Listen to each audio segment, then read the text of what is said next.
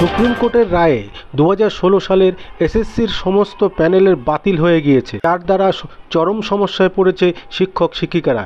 এর মধ্যে চাকরি গেছে পূর্বস্থলী 2 নম্বর ব্লকে পারুলিয়া কুলকমনি উচ্চ বিদ্যালয়ের 5 জন শিক্ষক সহ একজন অশিক্ষক কর্মীর।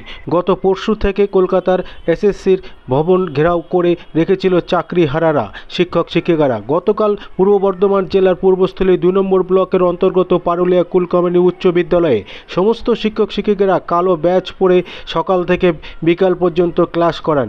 এই বিষয়ে বিদ্যালয়ের ভারপ্রাপ্ত প্রধান শিক্ষক সুব্রত সামন্ত কি জানালেন সংবাদ মাধ্যমে মুখোমুখি হয়ে শোনাবো। আপনারা দেখছেন নিউজ নদিয়া এক্সপ্রেস। চ্যানেলটিকে সাবস্ক্রাইব, লাইক, শেয়ার এবং ফেসবুক পেজটি ফলো করুন আর দেখুন নিউজ নদিয়া এক্সপ্রেস।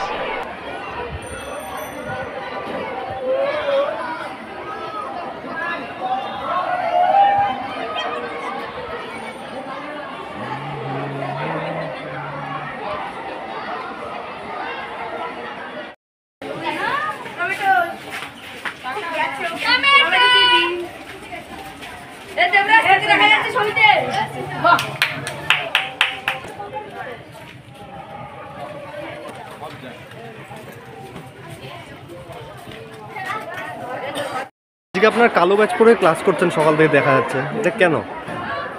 আসলে সুপ্রিম কোর্টের রায়ের পরিপ্রেক্ষিতে যে প্রায় 26,000 গোটা পশ্চিমবঙ্গ জুড়ে চাকরিহারা হলো ছাত্রছাত্রী, এই শিক্ষক শিক্ষিকা অশিক্ষক কর্মচারীরা। আমাদের বিদ্যালয়ের যে 5 জন শিক্ষক এবং একজন অশিক্ষক কর্মচারী চাকরিহারা হলেন, তাদের প্রতি আমরা সমবেদনা জানাতে চাইছি।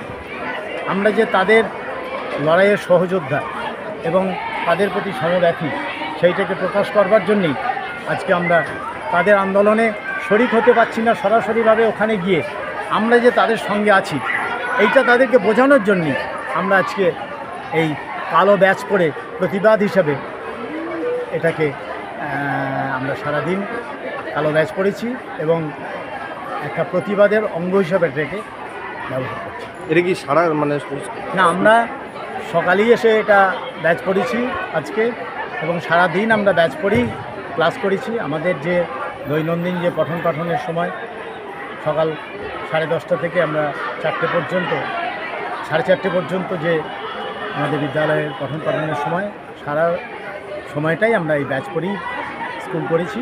এবং আমরা যেহেতু আজকে এসএসসি ভবনে যেতে পারিনি, তাদের সঙ্গে অংশীদার হতে পারিনি, আমরা এখান থেকেই তাদের ওই আন্দোলনের অংশীদার হচ্ছি।